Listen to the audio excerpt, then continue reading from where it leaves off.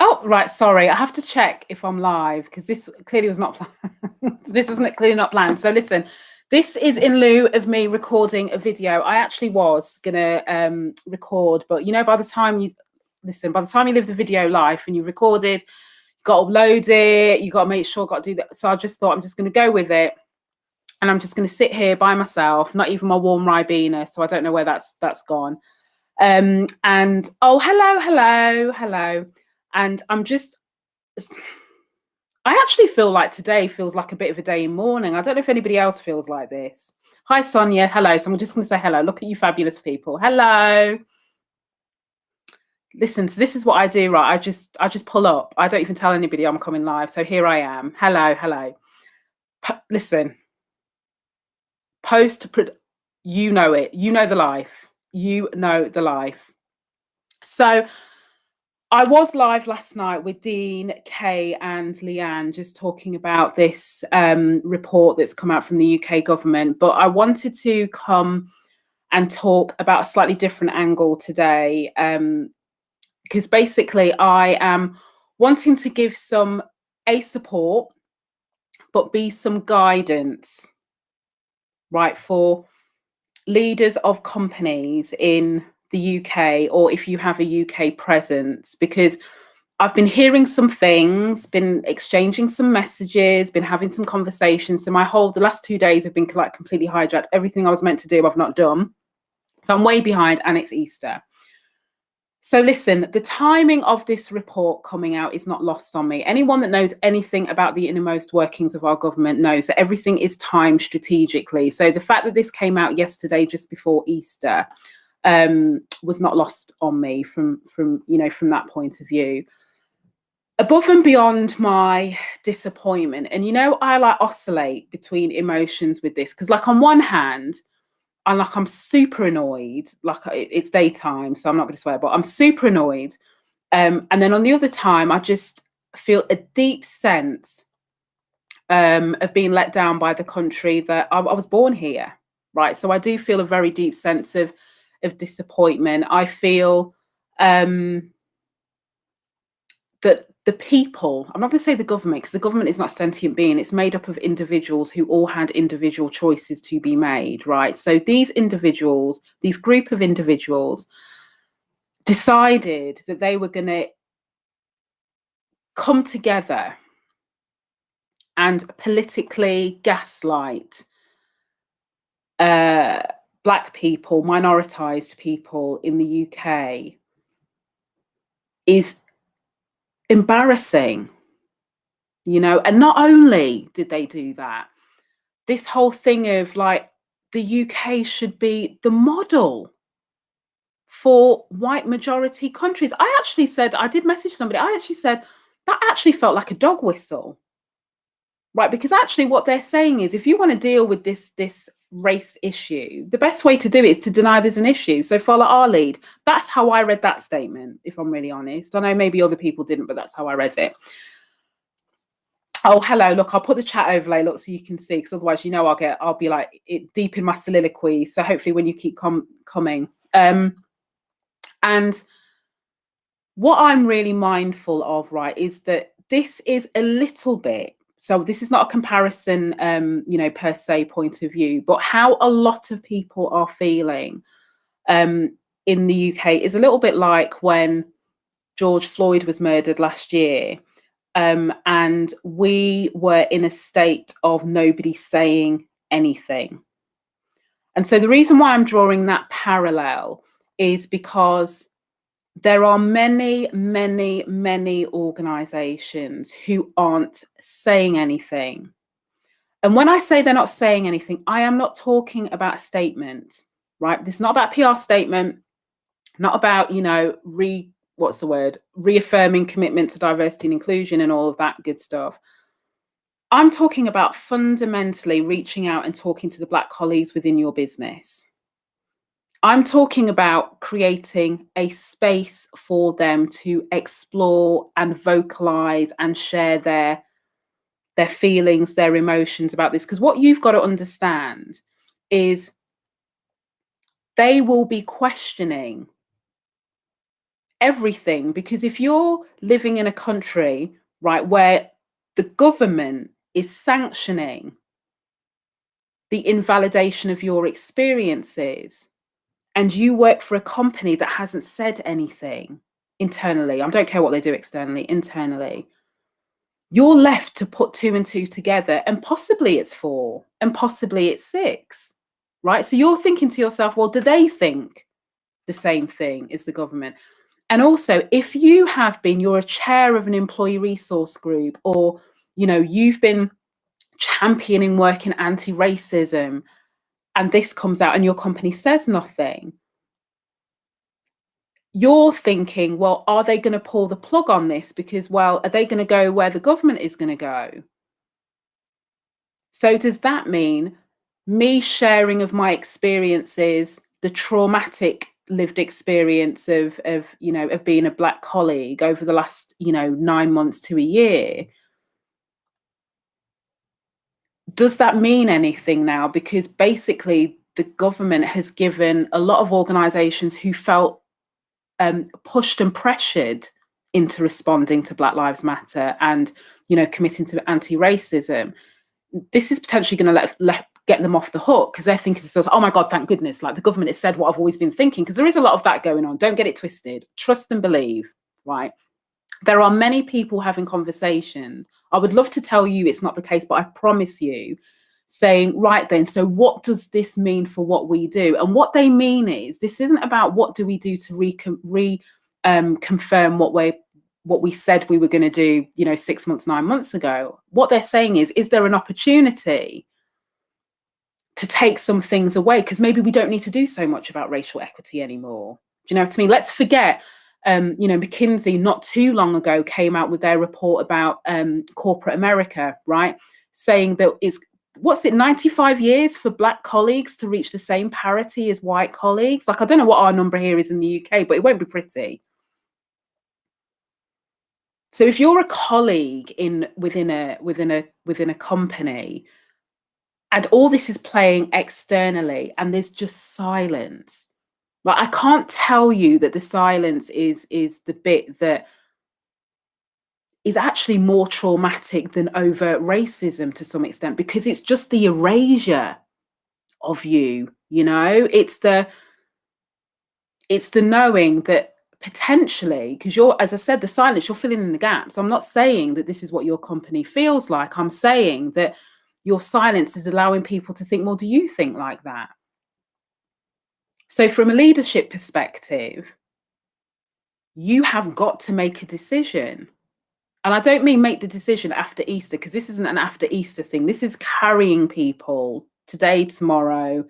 I know it's Good Friday tomorrow and all of that stuff, but this is carrying all the way. And so you as a leader have to call it. And you have to give some indication. I always say this, not about having the answers, right? But you have to give some indication about where you stand with this. Because you continue to be silent is going to signal to everybody that you will go with the direction of our very poorly informed government, in terms of them thinking that despite, what, I was having a conversation with somebody not too long ago, and I said, the thing is about what happened last year, right, in the global protests, is we can all pretend that we were asleep. So we can all feign ignorance. The events of the last year, just look at the last few months, right? Look at how we entered into 2021 with Capitol Hill in the US. Look at what's happening with our Asian brethren over in all parts of the world, actually, but particularly in the US, right? Look at all these things that are happening, then look at this. How can anybody sit here and claim that Britain is post-racial and a model country that everybody else should model that? I mean, it is a joke. But what it also signifies is, and I apologize if anybody did hear me, because I wasn't happy yesterday, right? So I'm like, la la la la. But it does signify that what they're saying is, and when you're doing racial equity work, right, there's two approaches that you can take when you're building actions, right? So you either take a transactional approach or you take a transformational approach. The transactional approach is where you put in interventions that purely touch individuals, right? So it might be training, it might be leadership development, it might be all of these things aimed, it's not necessarily about fixing, but you're trying to focus all your interventions on your individual colleague or colleagues. Transformational change in the realms of racial equity is when you look at the systems, the decisions that keep being made that perpetuate certain outcomes. The idea being that if you only focus on the transactional, the system will still carry on producing the same outcomes, which is exactly what we've seen. So when you compare that to our government, their whole 258 report is basically not only victim blaming, but it's saying that we're going to take a transactional approach to this. And not only are we going to take a transactional approach to this, we don't believe that Black and minoritized communities deserve any additional support, intervention, because in reality, everything that's happened to them is because of them. For Black people, it's because of absent fathers. For Asian people, it's this. If they did, I'm sure they splitted it out, but I think they got bored after, a few, right? So they're going that. And then they're going, it's the poor white boys that we need to be concerned about. So because of that, we feel like it's best that we focus on everybody. Because if we focus on everybody, then everybody rises. But if you've got a disparity that already sits there, whoever is, and it isn't about the oppression Olympics, but there is a scale. So whoever is nearer the top of that scale, if you focus on lifting everybody, the disparities still stay there. Everyone just moves up, but the gap is still there. And what they're saying is they are unwilling to do anything about the gap, which means they are wanting to only do transactional. So the transformational stuff says, if you think we are changing our criminal justice system, if you think we're changing our education system, if you think we're changing our employment system, if you think we're changing our health system, the way the media report and treat Black people and minoritized people, you've got another thing coming, because we're not touching that. Why should we? Because it's your fault. So imagine in an organization that you have disparities, you have racial disparities between how Black colleagues and other minoritized colleagues are treated according to everybody else. Some of it might be overt, some of it might be inherent because of the way you make certain decisions, because of who's making the decisions, because of who has the power, because of who has the rank, who has the privilege, because of whose voices you prioritize. The voices who shout the loudest and are the most accepted and are of the majority in your organization are the ones that you always listen to. So if you accept that same approach that the government is taking, you might as well stop with your D&I stuff, or say that your diversity and inclusion stuff is only for everybody else, except for Black people, except for minoritized communities because of the color of their skin or their country of origin, if we add in xenophobia with that one as well. So, I've spent nearly a year trying to break silence and apathy, and I sat here today and I listened to the conversations that are being had, but I also heard the conversations that weren't being had. So, how are you supporting your Black colleagues and all the rest of your colleagues? Because actually, let me be crystal clear. There are many, many people across all racial lines, if we wanted to use that phrase, who are also aghast and disappointed and annoyed and upset and hurt. So how are you creating a space for people to express that? Or are you still carrying on as business as usual? You know, and if you're carrying on at business as usual because you haven't clocked the importance of this, then there's something you need to do to circle back round and sit with that, because your colleagues are affected. They will continue to be affected.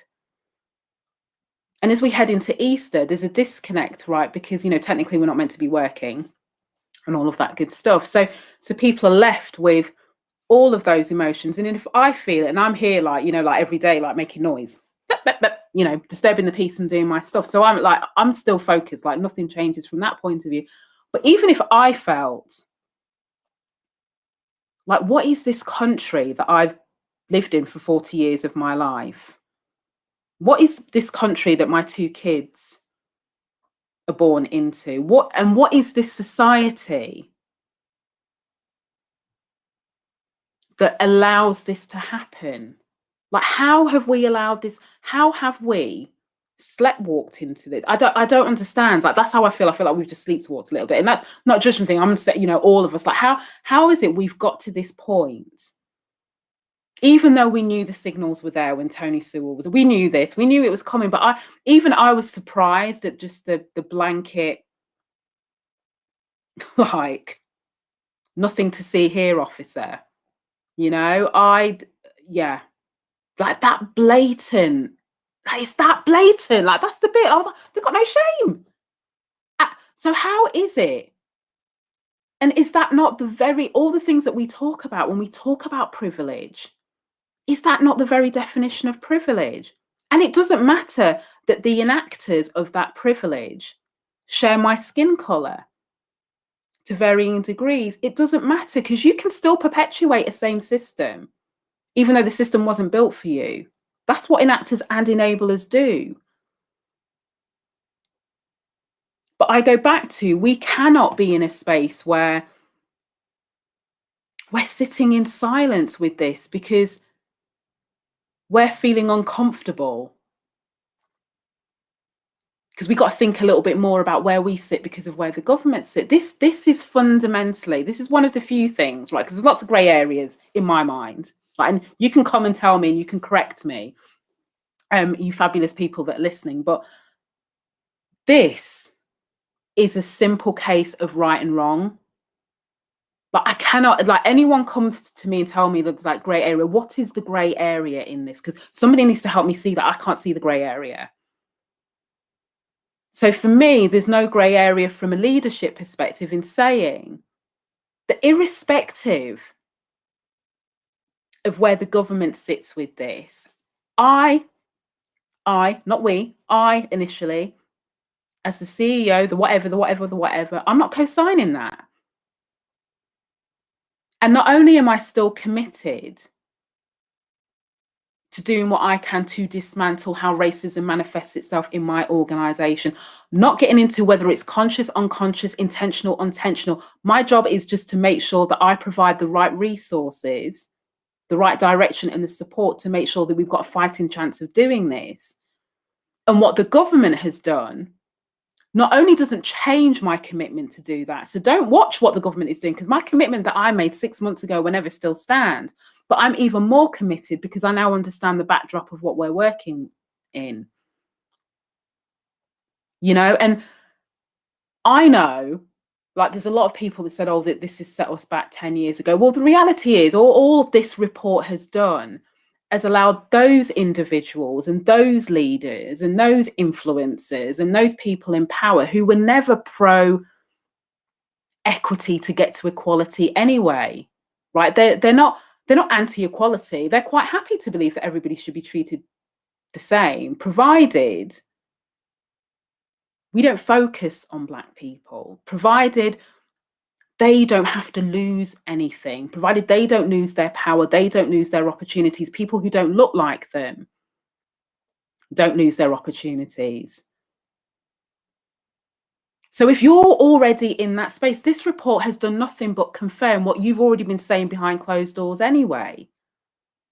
You know, that we had some of that coming out with the whole Meghan and Harry thing, and Oprah and all of that stuff. A lot of people's real colours were being shown then. So from that point of view, I don't think it's necessarily set us backwards. I think it has shone a spotlight on when a lot of us have said about the problems in this country,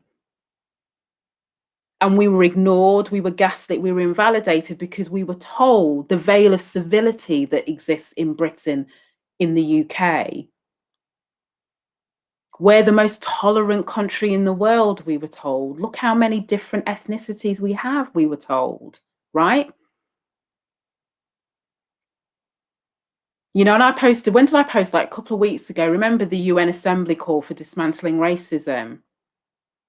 I think it just disappeared in the LinkedIn ether. I don't think anybody saw that. But the UN Assembly call had a 9-page document, right, of all the actions that they believed collectively as countries, right, all the heads of states should commit to dismantle racism. Yeah? This was in this 30th December 2020, right? So after all of last year, the UK said no. So when we talk about not knowing what to do, or when we talk about we need to do more, we just need to work out what, the actions that need to be taken are already here. They already exist. We are drowning under paper from data, from reports. We are drowning under the stories of Black people, of Indigenous people, of Asian people, of, anybody who isn't white sharing their lived experiences of how they are treated because of the color of their skin. We are drowning under those traumatic stories. So you tell me that that is not enough for us to say, what are we going to do differently? What are we going to do as a leadership team, as a company? Forget the way the tide is turning with the government. What are we going to do as global citizens to step into the fray and check back in, like I said yesterday with Dean, Kay and Leanne, to make sure that we're using our civic voices to hold our MPs to account, our councillors. Right, so we've all got councils. We all live in boroughs with councils in the UK. What are we doing to hold the councillors to account? What are we doing to step to the MPs? Are we writing to the MPs? Right, and putting pressure on them, or helping them make their job easier if they are lobbying? How are we properly using our voices and our positions of relative influence that we have? Because we can still do that. Some countries you can't even do that. And I know there's all sorts of separate arguments about us moving into a totalitarian. Anyway, you know the word. I can't even say it. I'm so annoyed today. I know our civil liberties are being taken away because of the pandemic, like quietly. So all this stuff is happening. So, separate conversation, but it's all kind of here.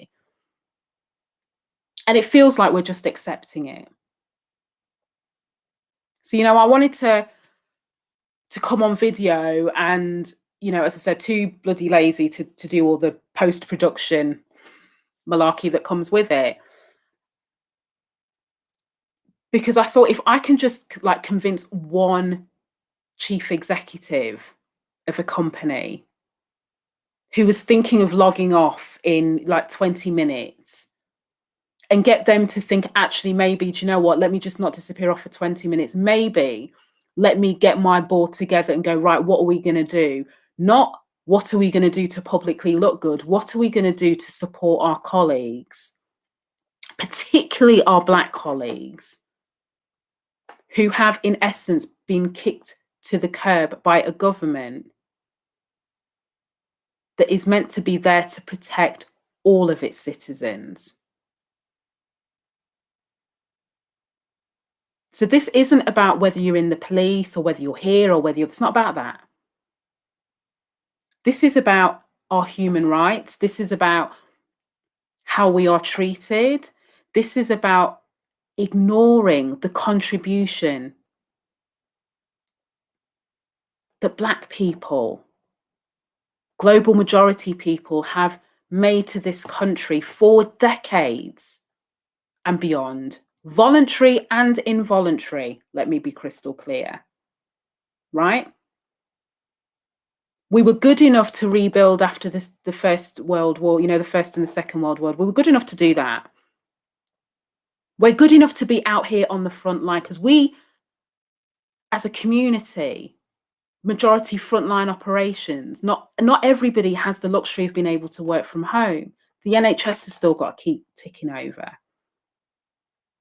You're right, you still need people to go and drive the buses for public transport and all of that stuff. I'm not saying that's where we all are, but a good majority of us are for reasons we already know. So we are good enough to keep our economy ticking, our health services working. We're good enough to do that. But we don't matter enough for you to be able to acknowledge that our lived experiences is different to yours. That our lived experiences and the disparity in our treatment is already seen every single time in the numerous bloody reports and insights and surveys and benchmarks and calls for comments and all of this stuff that we keep doing as delaying tactics.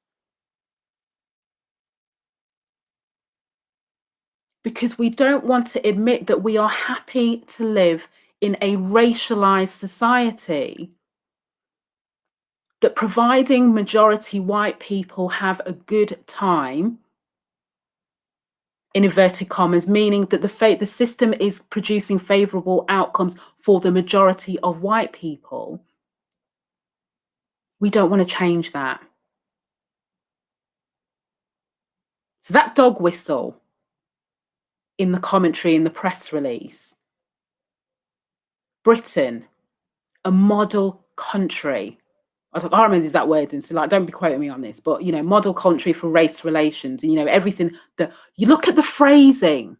Look at the phrasing that majority white countries should look to us and copy what we're doing. What does that tell you? So there is no grey area for me with this. This is about right and wrong. And I fundamentally, with every core of my being, this is so, so wrong, So listen, before I start bawling, because I know this isn't about the emotion of it all, but we can't expect colleagues to chip into work, log into work all bright and breezy, oh yeah, let's talk about, whatever, this, that, and the other, and not be aware of this cloud hanging over everyone, because everyone's trying to work out, where do we fit in all of this? So if you haven't heard anything else that I've said, whether you agree with what I've said or, don't agree with what I've said, all I'm saying is, if nothing else,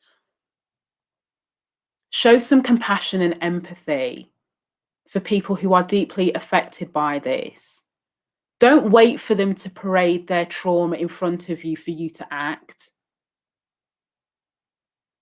Find a way to connect with them, find a way to connect them to each other, find a way to create a space for them to talk. I know it's 5:45. Everybody's ready, Easter and all of that stuff. But let me tell you, there's not that many people that's celebrating over that. Trust and believe. I don't know who is.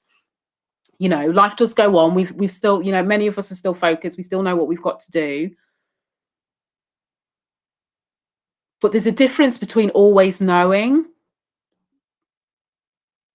that a country doesn't have the back of all its citizens and then having it confirmed. It's very, very different. So, everyone will go through very different emotions. Some people are like, yeah, whatever it is, what it is,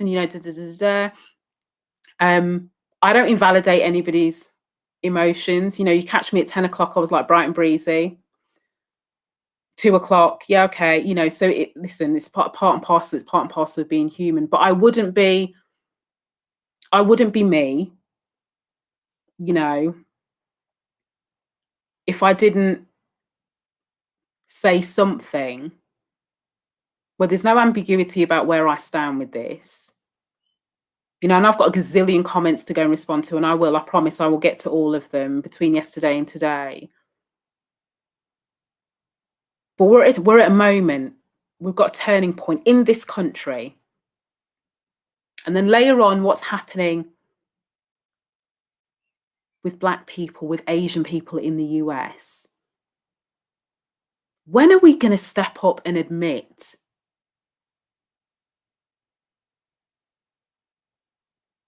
when are we going to step up and just acknowledge